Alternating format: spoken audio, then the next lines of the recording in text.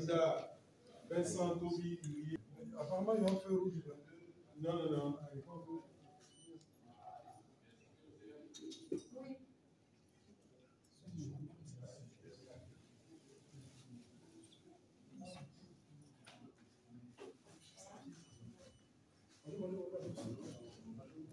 Hey, Guillaume, tu es là? Oui. Ah, comme ça, c'est un grand jour. Hein. C'est pas qu'il me fuit. Bonjour. Mamiguela, bonjour. Vous concernez, nous entretenir sur l'objet de cette annonce. Je comprends aussi. Ils sont présents, ils ont répondu à notre invitation. Il s'agit d'un point de presse conjoint que nous avons décidé, en tant que candidat à l'élection présidentielle, d'organiser. Communiqué conjoint. Les candidats déclarés à l'élection présidentielle d'octobre 2025, l'honorable Assalé Temboko Antoine et M. Vincent Toby Irié, s'engagent ce jour, jeudi 26 juin 2025, à unir leurs efforts, à harmoniser leurs visions, à combiner leurs stratégies électorales ainsi qu'à affirmer leur solidarité au sein de l'Alliance pour la justice, la nation et l'alternance, en abrégé AJUNA, qui lance ce jour. Les deux candidats souhaitent fédérer les énergies pour une alternance assurée par la nouvelle génération ivoirienne des leaders politiques. L'Alliance pour la justice, la nation et l'alternance, AJUNA, repose sur la conviction commune que l'avenir de la Côte d'Ivoire nécessite un engagement sincère, responsable et inclusif, où le peuple devient l'acteur majeur du changement. Par consensus antérieur à cette rencontre, M. Vincent Toby Irié et l'honorable Assalé Temboko Antoine en assurent la présidence tournante. Le porte-parole principal est M. Roger Youan et la porte-parole adjointe Dr Laurence Camara. Fait à Abidjan, le jeudi 26 juin 2025, ont signé le candidat Assalé Temboko Antoine et le candidat Vincent Toby Irié.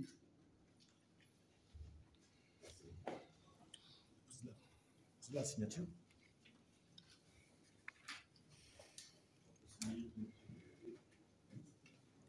Les deux présidents vont donc procéder à la signature du communiqué conjoint. Sceller donc cette alliance stratégique.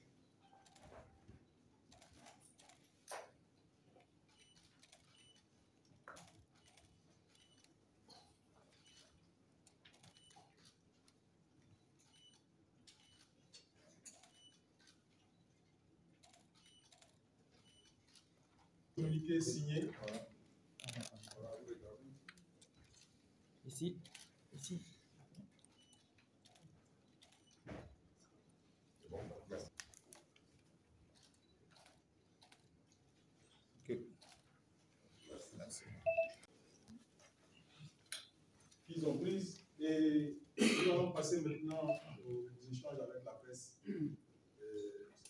Des questions, je propose qu'elles viennent au fur et à mesure, de telle sorte qu'il soit plus loisible à notre président d'interagir avec les personnes qui vont poser des questions.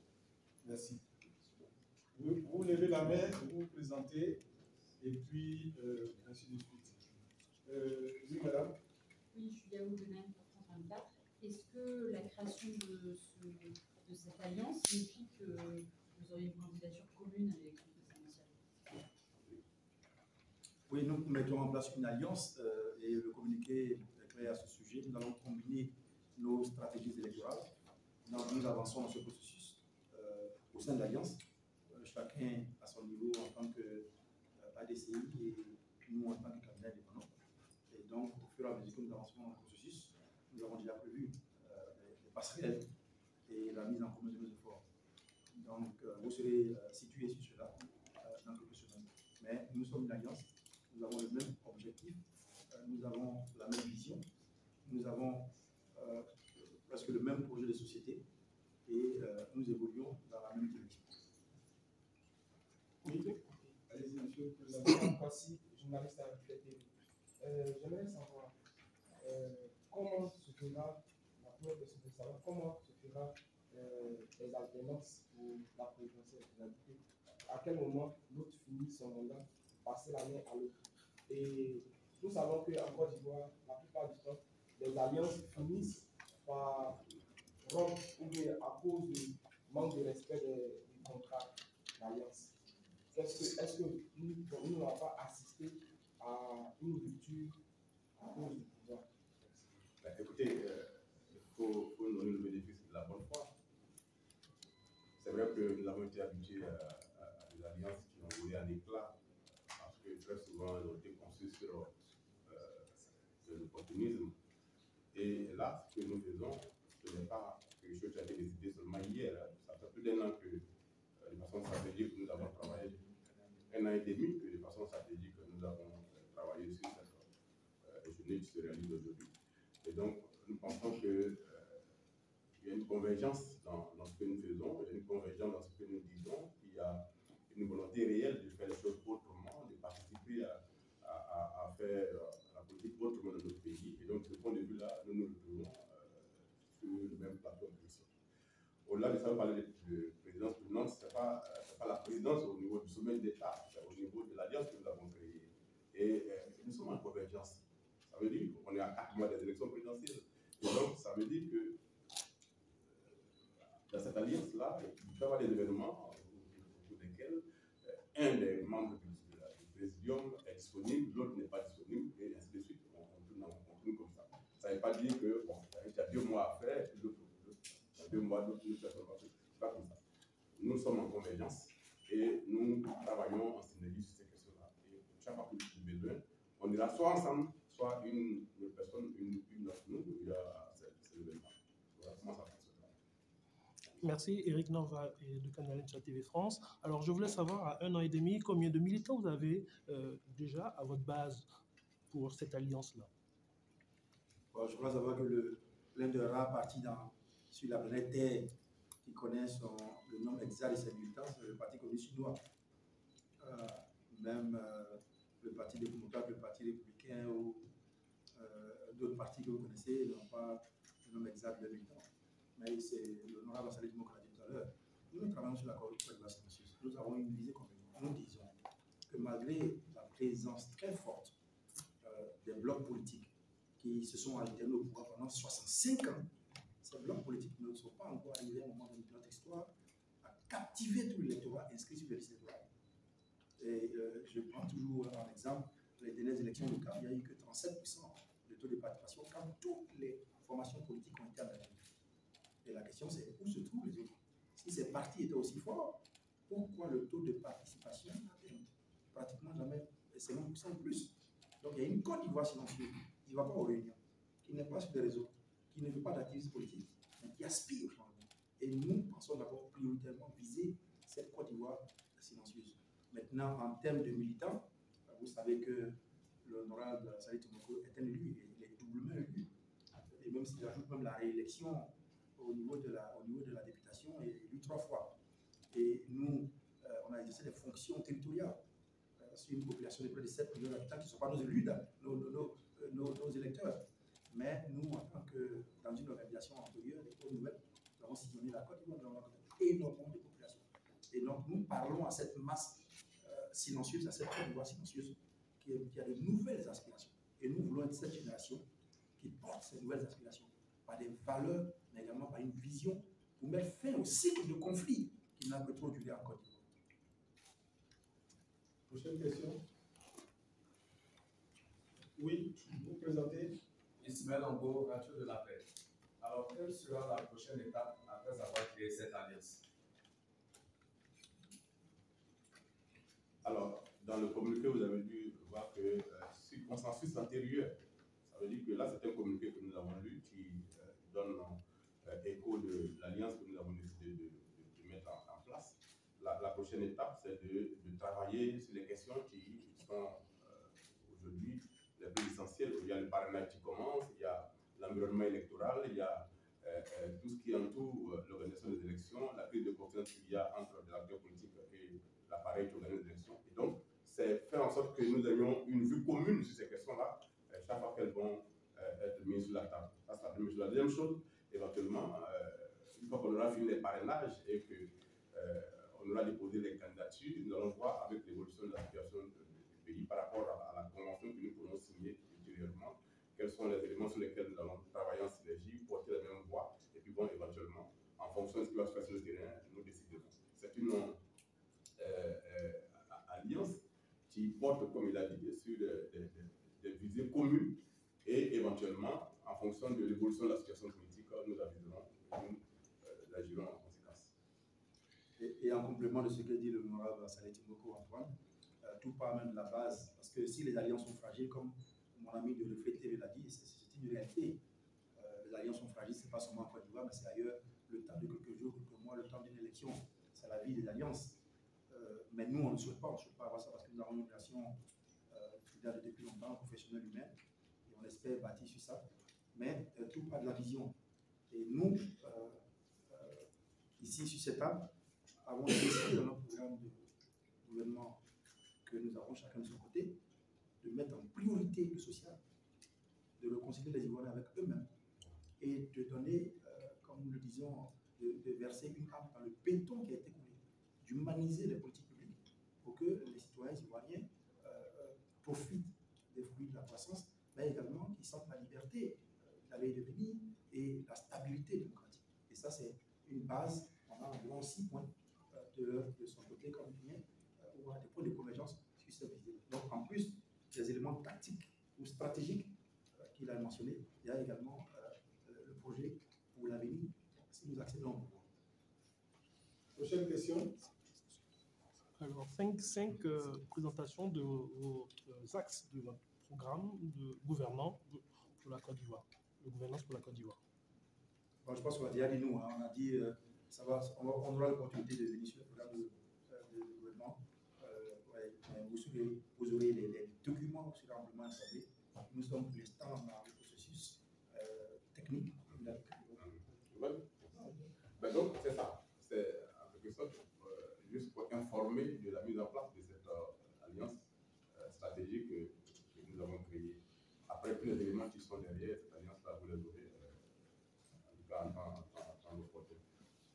Vous verrez sur quoi nous sommes en convergence, sur le modèle que nous voulons implanter pour la Côte d'Ivoire. Il a dit qu'il y a une nouvelle façon de faire qui arrive, il y a un rafraîchissement du paysage politique ivoirien qui arrive, et je le dis tous les jours, la Côte d'Ivoire est à la fin d'un cycle.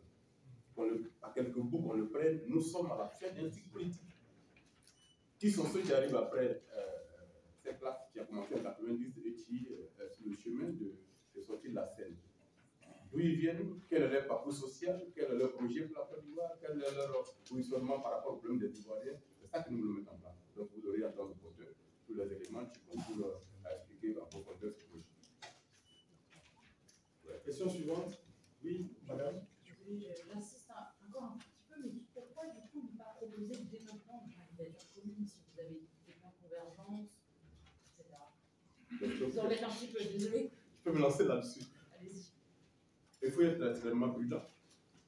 Le contexte est un peu volatile, l'environnement est un peu tendu. Le parrainage qui commence dans quelques jours est très compliqué, on y reviendra prochainement. Et donc, il faut être très prudent. Si vous faites une candidature commune maintenant, alors que les enjeux ne veulent pas démarrer, et que, in fine, cette unique candidature n'est pas validée, comment on fait? Voilà, donc il faut être extrêmement prudent. Je n'en dirai pas plus. Et puis pour l'histoire, sachez que M. Alassane Ouattara, à l'époque président du RDR, et l'ancien président Henri Konan Bédié, à l'époque président du PDCI, quand ils signaient l'alliance RHDP à l'époque, ils sont allés ensemble, ils sont allés chacun de son côté, et c'est après le premier tour qu'ils ont dû maintenant allier leurs forces. Et une alliance comporte déjà toutes ces stratégies de ralliement et à quel moment. Donc c'est ce que M. le Gouvernement nous disait. Tout ça est prévu dans l'accord que nous avons. Donc l'environnement est assez compliqué, vous le savez. Est-ce qu'il n'y aura pas d'autres démocratique est compliqué. Est-ce qu'il n'y aura pas d'autres alliances avec d'autres grands partis politiques plus tard? Pas d'autres rapprochements. On l'a dit, nous on est ouverts. D'abord, nous n'avons pas eu besoin de rentrer dans le grand rassemblement, dans les grandes alliances pour défendre l'inclusion. Notre communauté le dit, chacun de nous, dans notre dimension publique, nous voulons une large participation de tous les acteurs politiques. Parce que nous ne voulons pas arriver au pouvoir demain et puis passer tout notre temps sur les questions de réconciliation, de gérer des conflits. On veut développer, on veut avoir quelque chose à Côte d'Ivoire. Donc pour que demain, notre gouvernance soit sur un sol solide, il faut une large participation, il faut une Côte d'Ivoire réconciliée, il faut une Côte d'Ivoire qui reconnaisse notre légitimité. Et pour y parvenir, il faut que tout le monde participe. Donc nous défendons les valeurs démocratiques. Et demain, s'il y a des situations qui nous permettent de mettre en commun nos énergies, nous allons apprécier en ce moment et avancer.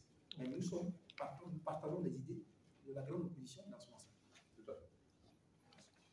Question suivante. Oui, monsieur. Dernière question. Ah oui, ça va. Alors vous assurez la présidente du monde. Alors actuellement, qui est le président, qui est le vice-président? Non, il n'y a pas de vice-président. C'est un président. C'est un président. Voilà. Ça reste. Question suivante. Oui, s'il vous plaît. Vous présentez. Je suis Patrick Kounda, dirigeant de société dans la recherche et le développement.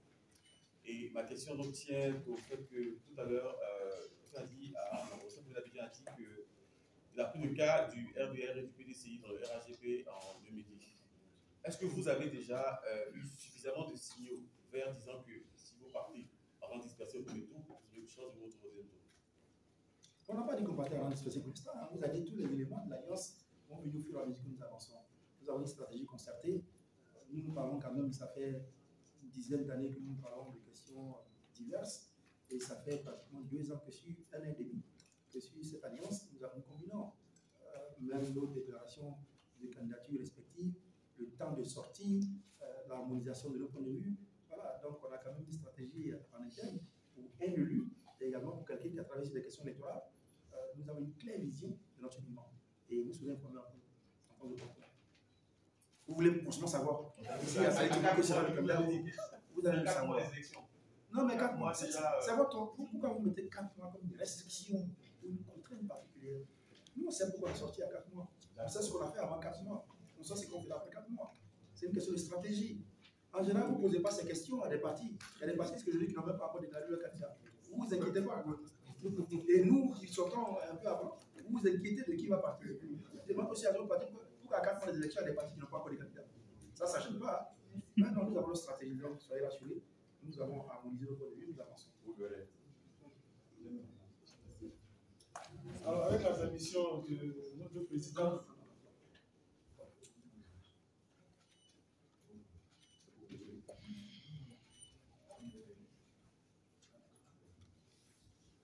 avec donc la permission de notre président, nous allons prendre une dernière question. Oui, vous vous présentez. Je suis M. Niaba, Alfred. Je voudrais faire féliciter les deux leaders. Je me présente, Niaba Alfred, parce que c'est important. Je suis le régional de la jeunesse PRCI dans le Nord d'Ivoire. Et je suis en ce moment en séminaire au ministère des Affaires étrangères, le compte de la MUGEPSI, parce que je suis délégué régional MUGEPSI. Et j'étais en train de. J'étais sur les réseaux sociaux quand j'ai vu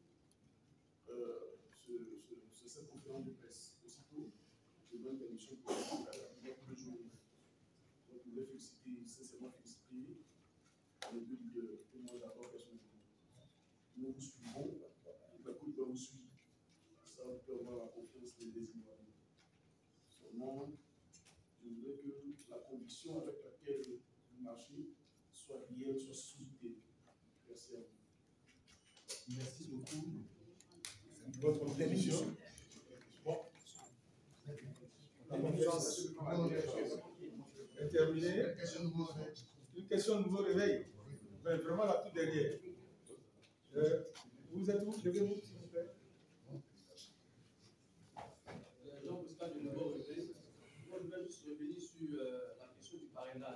sais que vous partagez les mêmes idées. Quelle sera la prochaine étape concernant cette question qui tend à réduire un peu les libertés? L'honorable, moi, on avait décidé, je croisais les doigts pour que cette question ne vienne pas, parce qu'on a décidé de ne pas en parler. Parce qu'on en parle, il y a des gens qui pensent que c'est parce qu'on a peur du parrainage qu'on en parle. Alors qu'on interpelle l'opinion nationale sur un danger du processus. Malheureusement, le nouveau réveil était là pour nous rappeler qu'on doit revenir sur cette question. Laissez-moi nous faire un point très clair sur la question du parrainage. Il y a un document qui circule là. Le jeudi passé, dans cette même salle, je tiens en conférence de presse. Nous avons développé cela. Vous allez avoir. Venez avec l'assistant qui est là. Mais nous en est très clair. Le parrainage en lui-même n'est pas un problème si on pense qu'on doit valider des candidatures. Nous ne trouvons pas normal qu'un pouvoir arrive et qu'il estime qu'il arrive tellement facilement qu'il faut mettre des boulots de rendement pour tout ce qui va venir. Parce que ça n'existait pas quand le RHDP a gagné le pouvoir. Le parrainage n'existait pas. Laurent Gbagbo face à Oufou Boigny et face à Jean Gueye, il n'y avait pas de parrainage. Quelle est cette nécessité aujourd'hui de mettre le parrainage comme si on estime que les autres ne doivent pas arriver? Ça, c'est un premier point. Les autres points sont techniques. J'ai lancé un appel par les réseaux sociaux. Au lieu que l'institution en charge des élections nous réponde, ce sont les cyberactivistes, des journalistes. En Côte d'Ivoire, on n'a même pas de respect pour la connaissance. C'est-à-dire que quelqu'un, il ne se lit pas de l'agriculture, de physique quantique, d'aéronautique, d'élection, de riziculture. On parle d'un problème technique, il s'agit du parrainage. Et on nous répond. Je demande à vous, la presse, appelez la commission électorale, qu'elle vienne dans une salle chez elle, qu'elle fasse la démonstration du parrainage et vous allez juger. Ce que nous avons entendu lundi est effarant. Il ne faut pas demander dans un pays comme la Côte d'Ivoire d'abord de nous donner des tablettes. Ensuite, nous avons enregistré les gens. On va faire de la reconnaissance faciale de ceux qui votent pour nous. Reconnaissance faciale pour voir si la forme du visage correspond à la photo qui est dans la liste électorale. On va prendre les empreintes digitales. On va intégrer leurs données alphanumériques. On va voir des plus. Si vous pensez que c'est possible, ça. Voilà, à Diogo Carrefour, où il y a 800 morts, vous pouvez demander à quelqu'un de donner son empreinte, sa reconnaissance faciale pour vous parrainer, pour qu'il ait des problèmes demain. Ou voilà, d'abord, il y a eu 9 morts. Vous allez demander aux gens de donner toutes leurs identités, carte d'électeur, numéro de téléphone, tous les éléments, les données alphanumériques et biométriques. Vous pouvez aller en bas où il y a eu 5 morts, pour demander aux gens de venir faire ce genre d'exercice. Voilà, à Bono, il y a eu 4 morts. Voilà, Daouko, il y a eu 9 morts, pour demander aux gens de déclarer leur choix pour vous. Voilà, Guézon, il y a eu 7 morts. Donc on dit qu'il y a des éléments techniques évidents et sécuritaires. La Côte d'Ivoire est trop fragile pour qu'aujourd'hui, là, vous dévoiliez. Même les pays les plus sécurisés au monde, prenons une démocratie comme la démocratie américaine, le vote est secret. Il n'y a aucun pays sur la terre où le vote est ouvert. Le vote est secret partout. Justement, à cause des questions de sécurité, pour respecter les choix. Vous mettez un parrainage où n'importe qui peut savoir par n'importe quel jeu que telle personne a voté pour moi. Et si demain il y a des situations sécuritaires, les gens seront victimes de violence, comme ça l'a été ici en Côte d'Ivoire. Donc notre point est très clair. On complique les choix pour rien. Les partis politiques, il y a des partis politiques qui estiment écarter le processus. Et même nous encore qui sommes dans le jeu là, il y a des obstacles techniques qui sont incompréhensibles. Et c'est ce que nous mettons devant l'opinion nationale. Et quelqu'un m'a demandé, mais pourquoi les partis n'en parlent pas? Mais parce qu'ils ne savent pas. Il y a combien de partis qui ont fait le parrainage en 2009? Il y a une situation de tension en 2009. Ils ne savent pas. Et au moment où je vous parle, je crois qu'il y a un parti qui parallèlement est en train de faire une conférence de presse sur le parrainage. On attend de voir ce qu'ils vont dire. Ils ne savent pas, ils ne l'ont jamais fait. Donc ils ne savent pas, on me dit tel à 8, mais ils ne savent même pas de quoi il s'agit. Nous sommes quand même techniciens dans le domaine et on dit qu'il y a des obstacles. Notre rôle, c'est de prévenir la Côte d'Ivoire. Et vous allez voir, avant la fin du dépôt des candidatures, vous allez entendre ce que nous disons maintenant, vous allez entendre les gens se plaindre. C'est ça la question que nous posons. Et c'est inutilement un obstacle dans un processus qui a des différences techniques et aussi des faiblesses politiques. Et dernier élément que je voudrais soulever, vous êtes tous de la presse ici, et merci d'être venus. Hein. Quelqu'un dans cette salle peut me dire s'il a une copie du calendrier électoral. Qui a une copie du calendrier électoral dans cette salle? Personne. Mais ça n'existe nulle part en Afrique. Un calendrier électoral vient 18 mois minimum avant une élection. Où on sait exactement ce qu'on va faire, quel jour, quelle réunion, on va lancer le parrainage, on va lancer la collecte des candidatures, la formation, le recrutement, la mise en place de toit, l'impression des documents, la validation. C'est un calendrier électoral dans tous les pays. D'Afrique, c'est comme ça qu'on fait. Non, on n'a pas de calendrier, on va à une élection, on n'a pas de calendrier. Et j'ai vu quelqu'un sur Facebook dire non, la Constitution est un calendrier. Je dis, tout le monde parle de tout. Les gens n'ont pas de respect pour la connaissance. On parle d'une matière technique, pour les gens aussi viennent mettre leur. Je ne comprends pas. On n'a pas de calendrier électoral. Et il n'y a même pas de cadre de constatation avec les candidats pour l'instant. Rien. C'est pas possible. Tous les pays, allez Google, tous les pays d'Afrique ont un calendrier électoral qui dit à telle date, qu'est-ce qu'on fait? On va dans une salle. Donc, un exemple. Lui et moi, on s'appelle, on a une réunion nationale sur le parlement le lundi. Et on se rend compte qu'on nous a séparés, on ne comprend pas pourquoi. D'abord, deux groupes pour les candidats qui doivent faire connaissance, on ne sait pas pourquoi. Deuxièmement, on arrive à 10h, on dit non, la conférence va commencer à 8h30. Parce qu'on vous avait appelé, on a parlé. Ok, on participe quand même. Mais il faut que vous ayez votre carte de lecture avant de rentrer. On va chercher la carte de lecture. On est assis dans la salle. On nous présente même matériel, puis la machine classée, on n'est même pas là. On n'a pas de calendrier. Et on nous informe qu'il faut qu'on nomme nos délégués régionaux dans 4 ou 5 jours parce que 28 c'est le délai. On ne fait pas une élection comme ça. Il y a un BABA pour l'organisation des élections, c'est la transparence. Et en plus, sur nos dispositions, on dit nommez vos délégués régionaux. Monsieur de niveau de la question, vous, je ne sais pas où vous habitez, mais supposez que vous habitez à Port-Louis. Vous êtes efficace chez vous, par exemple, à Diogoué, ou à, je ne sais pas, à Fumbesso. La commission électorale nous dit que nos délégués régionaux que nous avons envoyés là doivent être inscrits sur la liste électorale de la localité où ils vont parrainer. On nous impose même notre stratégie interne, notre organisation. À partir du moment où l'élection présidentielle, c'est une circonscription unique et nationale, il n'est plus question de savoir si quelqu'un est inscrit je ne sais pas, à Douala, à Olodio. Non, parce que c'est unique. Et toutes ces sophistications, complications viennent gêner un processus qui doit être ouvert. Et voilà pourquoi nous l'avons soulevé. Et nous espérons, nous continuons d'espérer que la commission qui est en charge des élections puisse avoir un jour comprendre qu'on ne fait pas une élection comme ça. Sans calendrier électoral disponible, j'ai appris que les partis politiques, mais une élection, ce n'est pas avec les partis politiques. C'est vous. Pourquoi la commission électorale rencontre les musulmans et les chrétiens pour apaiser la situation? Les élections, c'est la Côte d'Ivoire. C'est toutes les institutions, ce n'est pas les individus. On essaie de faire comprendre ça et on vous prend témoin, vous de la presse. C'est bon sens, c'est des pratiques ordinaires. C'est comme vous voulez cuire du riz et puis il n'y a pas de l'eau dedans. Le riz va cuire comment vous allez manger quoi? Donc c'est ce que nous disons. Parce que lui a dit que, l'honorable dit que c'est quand on lui a expliqué le parrainage qu'il n'a rien compris maintenant.